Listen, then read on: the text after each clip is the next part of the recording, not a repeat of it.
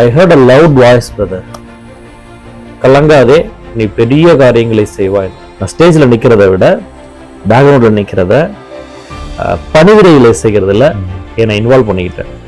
அதை தாண்டி கொஞ்சம் கடன்லாம் இருந்துகிட்டு இருக்கு. வீட்டை வித்துட்டு அதே தெருவில் ஆப்போசிட்ல வாடகை வீடு குடி இருந்துட்டு இருக்கோம். எப்படி இருக்கும் அந்த கடினம். அவன் நல்ல பொசிஷன்ல திருப்பி உட்கார வைக்கணும் எல்லாரையும் சொல்லி இருதயத்துல தயாராகிறேன். ஆனா தேவன் வேற ஒரு பாரத்தை கொடுக்கிறாரு, அவருடைய பாரத்தை என்ன கொடுக்கிறாரு. ஸோ எப்படி முழு நேர ஊழியத்துக்கு நேராக நீங்கள் உங்களை அர்ப்பணித்தீங்க அப்படின்னு சொல்லிட்டு வறுமையாக நீங்கள் சொல்லிங்க. ஆச்சரியமா இருந்துச்சு எங்களை கேட்கும் போதும். முதல் ஸ்டெப் என்னவா இருந்துச்சு?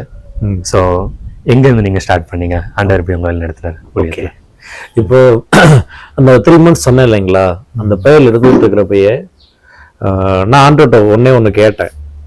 ஏன்னா நீங்க தான் ஆண்டவர் சென்னையில படிக்க வச்சீங்க, உங்களுக்கு சுத்தமானால் நான் பெங்களூருக்கு போறேன் ஆண்டவரை, அங்க நான் மினிஸ்ட்ரி பண்றேன் அப்படின்னு சொல்லி காட்ட கேட்டேன். ஓகே, என்ன மினிஸ்ட்ரிலாம் தெரியாது, உங்களுக்கு இஷ்டமானால் அங்க அனுப்புங்க, நான் செய்யறேன் ஆண்டவரேன்னு சொன்னேன்.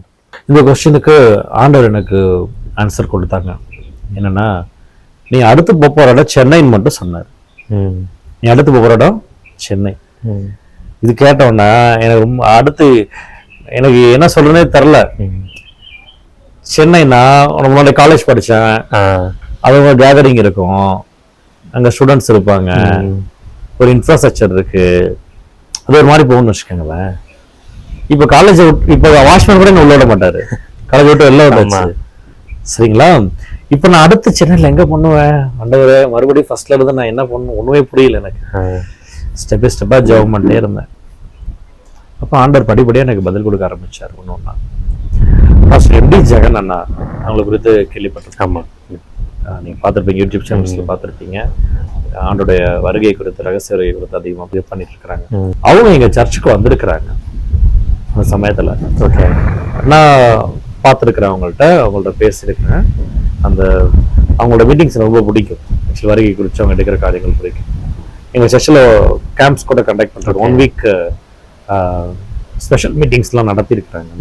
அங்கே வாலண்டியராக சர்லாம் பண்ணியிருக்கிறேன். எனக்கு அவரை குறித்த ஆண்டவர் அதிகமாக அந்த சமயத்தில் ஞாபகப்படுத்தினேன். ஏன்னு தெரியல, அதிகமாக ஞாபகப்படுத்தினார். ரொம்ப பிளாங்க் மைண்டாக இருந்தேன். ரொம்ப பிளாங்க் மைண்டாக நீங்கள் என்ன சொல்லுங்க ஆண்டவர், நான் செய்கிறேன்னு தான். ஆண்டவர் சொன்னார், அவங்களுக்காக, அவங்களுடைய ஊழியங்களுக்காக ஆண்டவர் அதிகமாக ஞாபகப்படுத்திகிட்டே இருந்தார் எனக்கு. சரி, ஜெபம் பண்ணிட்டே இருந்தேன். உப்பு கொடுத்து உங்கள் சித்தம் என்னவோ நடக்கட்டும் ஆண்டவரேன்னு சொல்லி. 3 months முடியுது, ஃபாஸ்டிங் பீரியட் முடியுது. நான் அடுத்து சென்னை போகிறேன்னு கிளியராக தெரிஞ்சிருச்சு எனக்கு. சரிங்களா? அதிகமாக பாஸ்டர் ஜெகன் அண்ணா அவங்களுடைய மினிஸ்டர்ஸ் பற்றி எனக்கு தோண ஆரம்பிக்குது.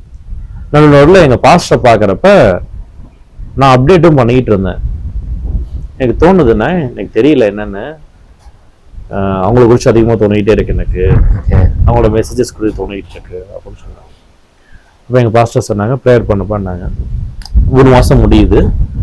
3 மாதம் முடிஞ்ச சமயத்தில் என் பாஸ்டர் ஒரு நாள் கூப்பிட்டாங்க, பாப்பான்னாங்க.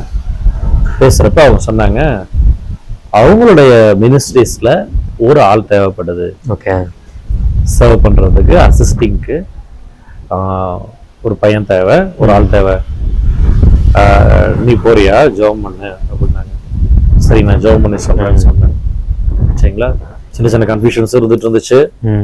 ஒரு வேளை உள்ளம் வாஞ்சிக்குது, நான் கர்த்தர் சித்தமானு கிளியரா தெரியணும் இல்லையா? இன்னும் நல்லா ஜெபம் பண்ணிட்டே இருக்கிறேன். ஒரு நாள் தேர்ஸ்டே பைபிள் ஸ்டடி நடக்குது சர்ச்சில். சரிங்களா? பைபிள் ஸ்டடிக்கு வரேன். வரும் பொழுது ஆண்டோட ஜெபம் பண்ற வர்ஷிப் பண்ணாங்க, வர்ஷிப் நடத்திட்டு இருந்தாங்க பாஸ்டர் அம்மா.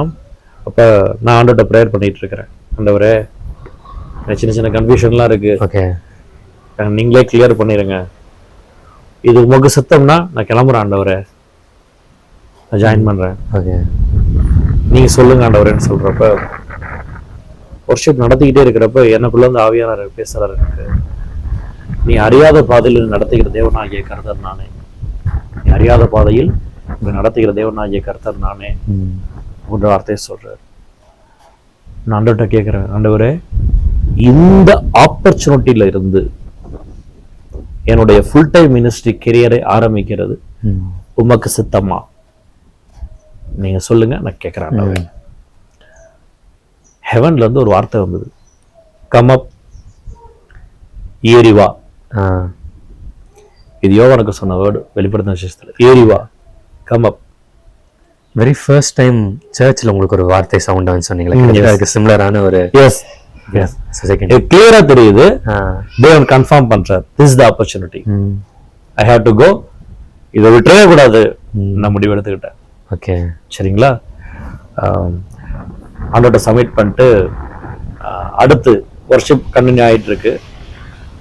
வர்ஷிப் கண்டினியூ ஆயிட்டே இருக்கிறப்ப எனக்குள்ள இருந்து ஆவியானவர் திரும்ப ஒரு வார்த்தையை சொல்லுகிறார், ஒரு அடையாளத்தை கேளுன்னு.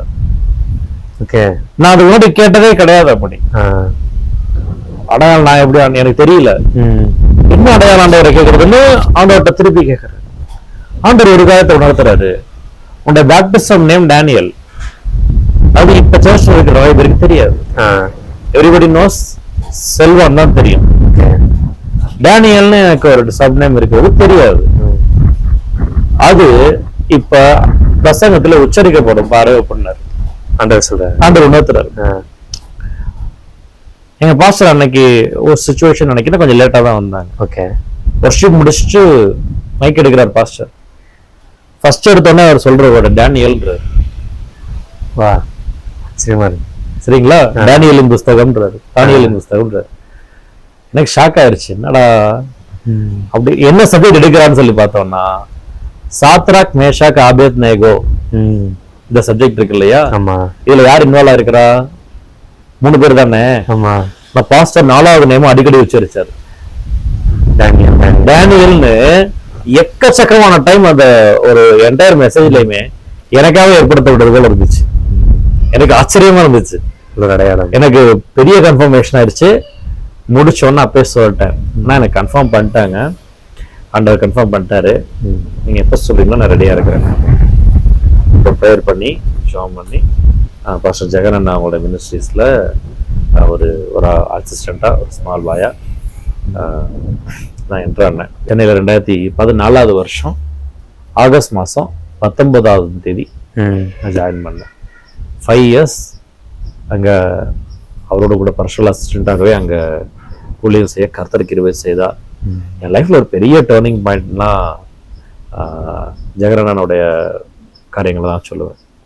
ஒரு அப்பாவுக்கும் மேலே அம்மாவுக்கும் மேலே நல்ல ஒரு ஆவிக்குரிய தகப்பனாக என்னோட கூட இருந்து என்ன நடத்திருக்கிறாங்க.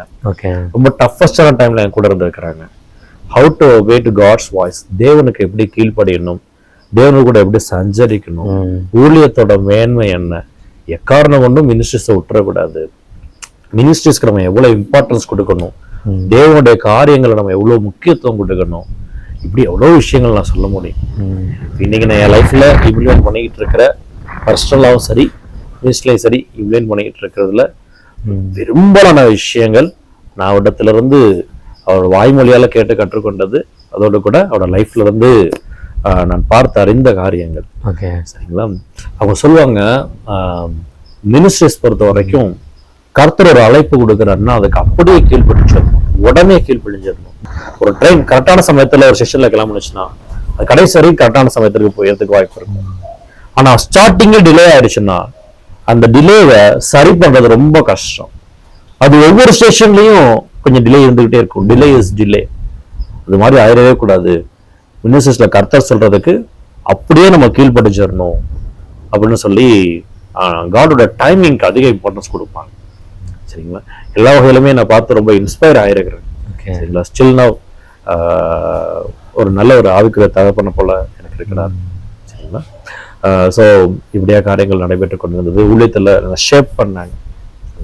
எம்டியா வந்த என்ன கிட்டத்தட்ட மினிஸ்டர்ல ஜாயின் பண்றப்ப என்னோட நிலைமை எப்போ இருந்துச்சுன்னா, மோசையை போலதான், வாக்கிலும் செய்கையிலும் வல்லவனா இருந்த மோசை இப்ப எப்ப இருந்தாருன்னா திக்குவாயும் மன்னனாவுமா இருந்தாரு. ஏன்னாலும் அப்படிதான் இருந்துச்சு அந்த சமயத்துல. எனக்கு எதுவுமே தெரியாத ஒரு சாதாரண ஒரு பையனை தான் வந்தேன். ஆனால் கர்த்தர் அவர் மூலமா என்னை ஷேப் பண்ணாங்க. கர்த்தர் அவர் மூலமாக என்னை உருவாக்கினார், என்னை ஷேப் பண்ணாங்க. எனக்கு அவங்க தளங்களை நிறைய உருவாக்கி பண்ணாங்க. எனக்கு நல்லா எழுத வரும் அப்படின்றது எனக்கு அவங்க மூலமா தான் தெரியும். நான் பேசுறேன் இல்லைங்களா, பைபிள் டீச்சிங் நான் பண்ணுவேன், பண்ண முடியும். கர்த்தர் எனக்கு அந்த அழைப்பை வைத்திருக்கிறார். இவன் சபை ஊழியத்துக்கான காரியங்கள் எல்லாத்துக்குமே the ஸ்டார்டிங் பாயிண்ட். உனக்கு இந்த தேவன் வைத்திருக்கிறார், உனக்கு தேவன் வச்சிருக்கிறார், நீ இதை செய்வ அதை செய். எனக்குள்ள இருக்கிற காரியங்கள்ல, தேவன் வைத்திருக்கிற காரியங்களை எனக்கு வெளிக்கொணர்ந்தவர் கர்த்தர். அவர் மூலமா தான், ஜெகன் பாஸ்டர் மூலமா தான் அந்த காரியங்களை தேவன் செய்தார். ஒரு நல்ல ஒரு ஆவிக்கிற தகப்பனாக எனக்கு அவங்க இருக்கிறாங்க. இந்த சமயத்துல கர்த்தர் நாம மகிமைக்காக அவருக்கு நான் நன்றிகளை தெரிவித்துக் கொள்கிறேன். ஸோ இன்னைக்கு நம்ம பாஸ்டர் எடுத்து இந்த மினிஸ்ட்ரி வைக்கணும் அப்படின்னா, ஆண்டவர் வந்து ஸ்கூல் டேஸில் ஒரு வினோத் அந்த பாஸ்டரோட லைஃப்பில் இருந்திருக்காங்க. ஸ்கூல் டேஸில் ஒரு சிச்சுவேஷன் அவர் உருவாக்குச்சு. காலேஜ் லைஃப்பில் அந்த ஃபெல்லோஷிப் உருவாக்குச்சு. அண்ட் டைரெக்டாக முழு நேர ஊழியத்துக்கு வந்ததுக்கப்புறமும் பாஸ்டர் எம்டி ஜெகன் மூலமாக உருவாக்குனாங்க. ஸோ தொடர்ந்து உங்கள் லைஃப்பில் ஒரு set of people and set of incidents தான் உங்களை ஷேப் பண்ணுறதுக்கு ஆண்டவர் வந்து டூல்ஸாக பயன்படுத்தினார். ஸோ அதை இவ்வளோ நேரம் கேட்கும்போது ரொம்ப ஆச்சரியமா இருந்துச்சு. எப்படி அந்த பிட்ஸ் அண்ட் பீசஸ் கனெக்ட் பண்ணுவோன்னு சொல்லுவோம்ல, இது அன்னைக்கு நடந்தனால தான் இன்னைக்கு இது நடந்துச்சு, இது ஏன் நடந்துச்சுன்னு இப்போ எனக்கு புரியுது. அதெல்லாம் பார்க்கும்போது ரொம்ப ஆச்சரியமா இருந்துச்சு, கடந்த இந்த பாதைகளை பார்க்கும்போது. ஸோ ரொம்ப praise God for your life pastor. Thank you. Okay pastor, உங்கள் ஃபேமிலி பற்றி கொஞ்சம் சொல்கிறீங்களா? ஓகே, சென்னைக்கு வந்து எக்ஸாக்ட்லி 5 இயர்ஸ் முடிகிற அன்னைக்கு எனக்கு திருமணத்திற்கான காரியங்கள் கர்த்தர் ஒழுங்கு செய்தார் கிருபையா. திருமணத்திற்கான காரியங்கள் அது ஒழுங்கு செய்யப்படுற நாள் என்னைக்குன்னு பார்த்தோம்னா 2019 ஆகஸ்ட் 19. Exactly 5 years. எனக்கு அப்போ தரல, அதுக்கப்புறம் தான் நான் கால்குலேட் பண்ணி பார்க்குறேன். கரெக்டாக 5 இயர்ஸ் அந்த மினிஸ்ட்ரியோட ஸ்டார்டிங் கரியர் அது முடியுது. ஓகே, திருமண ஏற்பாடுகள் நடக்குது. கர்த்தர் கிருபையால ஜெயஷிலா ஜெயமா அவங்கள மேரேஜ் பண்ணேன். குழந்தை பார்க்குறப்ப உடனே கிடைச்சிடல. Okay, we are waiting for 4 years. 4 years. கர்த்தருடைய கிருபை இன்னைக்கு எங்களுக்கு கர்த்தர் ஒரு நல்ல குழந்தையை கொடுத்துருக்கிறார். இந்த 4 வருஷமும் பெரிய அளவுக்கு மெடிக்கல் ட்ரீட்மெண்ட்ஸ்லாம் நாங்கள் எடுக்கலை. ஆர்டிஃபிஷியல் கருத்தரிப்புலாம் சொல்லுவாங்கல்ல, அதுக்கெல்லாம் நாங்கள் போகல. காத்திருந்தோம். நீங்கள் தருவீங்கன்றவரே தாங்கன்னு சொன்னோம். சரிங்களா? சரீர அளவில் பார்க்குறப்ப நிலைமை ரொம்ப கவலைக்கிடமாக தான் இருந்துச்சு, குறிப்பாக என்னுடைய சரீரத்தில். ஆனால் கர்த்தர் பைபிள் நம்ம பார்க்குறோம், ஆபிரகாமுடைய லைஃப் பார்க்குறப்ப கரெக்டு 100 வயதுல நான் இருக்கும்போது தன் சரீரம் செத்து போனதை என்னாத்திருந்தான். அதில் ஆபிரகாமோட பேரை எடுத்துட்டு என் பேரை போட்டுக்க வேணாம் பேசுகிறப்ப சொல்லுவேன். ஏன்னா நம்ம அப்படிதான் இருந்துச்சு என்னுடைய சரீரம்.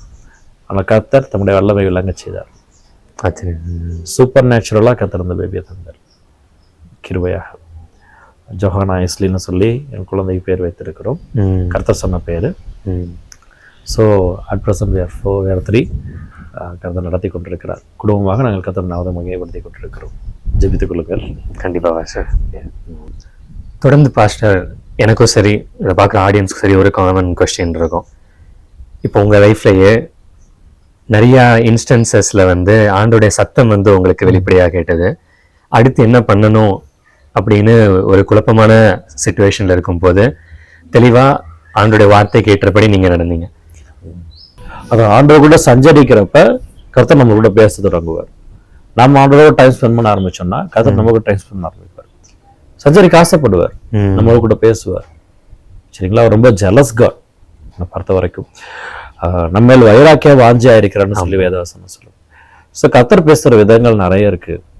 அதில் பார்க்குறப்ப சொப்பனத்தின் மூலமாக கர்த்தர் பேசுவார், தீர்க்க தரிசனங்களின் மூலமாக பேசுவார், அதற்கு அடுத்து நேரடியாகவும் பேசுவார், ஊழியக்காரர் மூலமாக பேசுவார், ஜெபிக்கிறப்ப கர்த்தர் பேசுவார், பைபிள் வார்த்தைகள் மூலமாக கர்த்தர் நம்மளோட பேசுவார். எதுக்குமே கீழ்படியிலன்னா கடைசியா கழுத மூலமா கூட பேசுவார். இதுல இன் பர்டிகுலர் காரோட வாய்ஸ்ன்னு சொல்லி பார்க்குறப்ப கர்த்தர் நம்ம கூட பேசுற சத்தம் நமக்கு துணைக்கும் பொழுது நமக்குள்ள ஒரு சாந்தம் இருக்கும், நமக்குள்ள ஒரு பீஸ் வரும், ஓகே, ஒரு சமாதானம் வரும், மனசு கலக்கமடைய செய்யாது. அந்த வாய்ஸ் நம்மளை திடப்படுத்தும், அதோட தைரியத்தை கொடுக்கும்.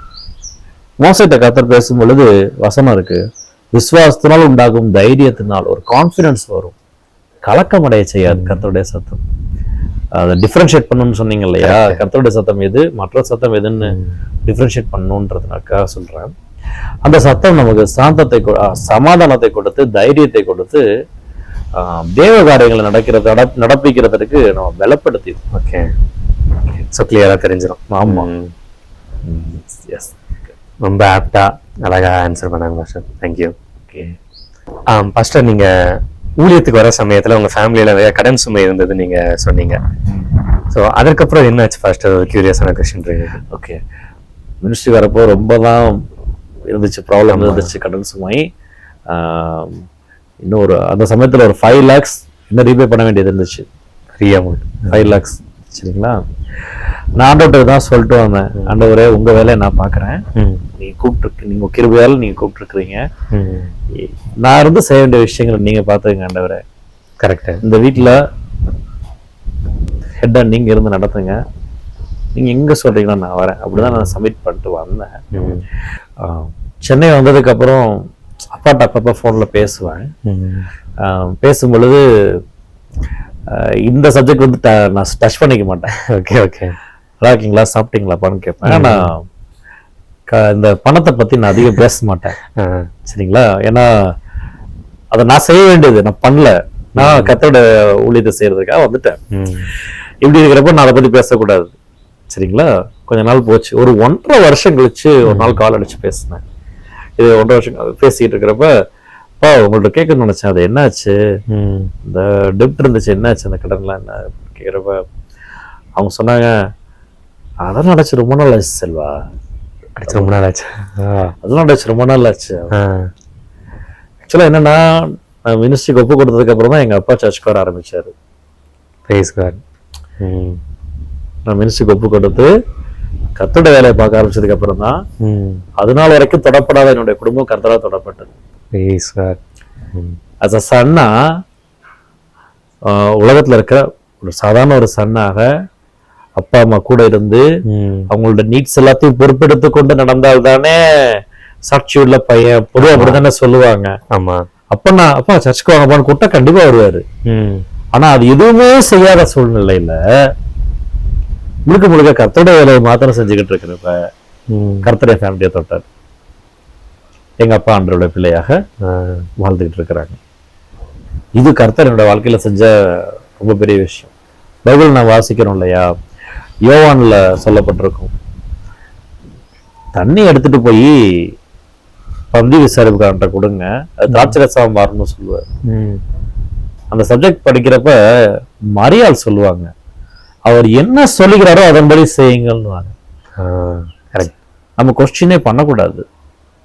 ஆண்டருக்கு தெரியாதா என் ஃபேமிலியில வந்து அவ்வளவு பெரிய ஃபினான்ஷியல் ஒரு ஸ்ட்ரகிள் இருக்கு, குடும்பத்தை சுமை என் மேல இருக்கு, எல்லாம் தெரியும் காட்க்கு. கண்டிப்பா அதையும் தாண்டிதான் கர்த்தர் சொல்றாரு, நம்ம கீழ்படிச்சிட்டோம்னா திராட்சரசம் வந்துடும். அவர் என்ன சொல்றாரோ அதன்படி செஞ்சா கர்த்தர் அற்புதம் செய்வார்ன்றதுக்கு இது ஒரு பெரிய உதாரணம் என் லைஃப்ல. ஒண்டர்ஃபுல் டெஸ்டிமனி அது. அந்த அருமையா நடத்திட்டு வந்திருக்காரு. ரொம்ப சந்தோஷமா இருந்துச்சு கேட்கும்போது. இறுதியாக கேட்கக்கூட ஆடியன்ஸ்க்கு ப்ளஸ் எங்களுக்கும் நீங்க சொல்ல விரும்ப விஷயம் என்ன பாஸ்டர்? யாருமே ஆக்சிடென்டா பிறக்கல, நம்ம எல்லாருமே ஒருத்தர் கூட ஆக்சிடென்டா பிறக்கல. ஒவ்வொருவரையும் தேவன் ஒரு பெரிய நோக்கத்தோடு கூட தான் படைச்சிருக்கிறார். படைத்தோர் இடத்துல கிட்டி சேருங்கள். சிருஷ்டிகர், தி கிரியேட்டர் காட், ஆண்டவராக இயேசு கிறிஸ்து, அவர் தான் நம்மளை படைச்சிருக்கிறார்ன்றத அவரோட அன்பின் உச்சமாக சிலுவையில ஜீவனை கொடுத்ததன் மூலமாக உருப்பண்ணவும் செஞ்சிருக்கிறார். படைத்தவர்கிட்ட கிட்டி சேருங்க, அவர் உங்க வாழ்க்கையை பொறுப்பெடுத்துக்குவார். நீங்க எந்த சூழ்நிலையில இருந்தாலும் சரி, கர்த்தர் வந்து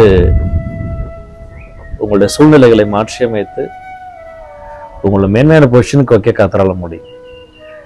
கர்த்தருடைய உள்ளார்ந்த விருப்பம் என்னன்னா, அவருடைய உள்ளம் விரும்புகிறது என்னன்னா, உங்களை தம்முடைய கரத்தின் கருவியாக எடுத்து பயன்படுத்த விரும்புகிறார். Each and every one is a unique purpose. ஒவ்வொருத்தருக்கும் தேவன் ஒவ்வொரு பெரிய சித்தத்தை வைத்திருக்கிறார். அந்த சித்தத்தை அது ஒவ்வொருத்தருக்கும் ஒரு விதமா இருக்கும். அதை நம்ம என்னன்னு கண்டுபிடிக்கணும். Who I am in Christ. கிறிஸ்துக்குள்ள நான் யாருன்றத நம்ம ஒவ்வொருத்தரும் ஃபர்ஸ்ட் கண்டுபிடிக்கணும். தேவன் நம்ம எல்லோருடைய வாழ்க்கையிலையுமே